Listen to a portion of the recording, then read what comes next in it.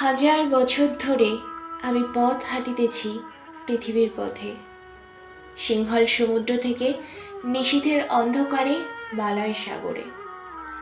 অনেক ঘুরেছি আমি বিম্বিসার অশোকের ধূসর জগতে।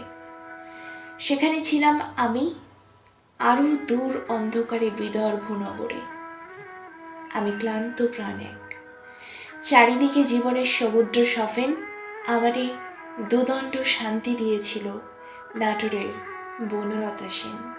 চুল তার কবেকার অন্ধকার বিদিশার নেশা, মুক্তার শ্রাবস্তির কারুকার্য। অতি দূর সমুদ্রের পর হাল ভেঙে যে নাবিক হারায়েছে দিশা, সবুজ ঘাসের দেশ যখন সে চোখে দেখে দারুচিনি দ্বীপের ভিতর, তেমনি দেখেছি তারে অন্ধকারে।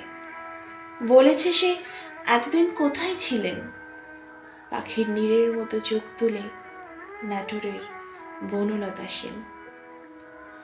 সমস্ত দিনের শেষে শিশিরের শব্দের মতো সন্ধ্যা আসে, ডানার রৌদ্রের গন্ধ মুছে ফেলে চিল। পৃথিবীর সব রং নিভে গেলে পাণ্ডুলিপি করে আয়োজন, তখন গল্পের তরে জোনাকির রঙে ঝিলমিল। সব পাখি ঘরে আসে, সব নদী ফুরায় এই জীবনের সব লেনদেন। থাকে শুধু অন্ধকার মুখোমুখি বসিবার বনলতা সেন।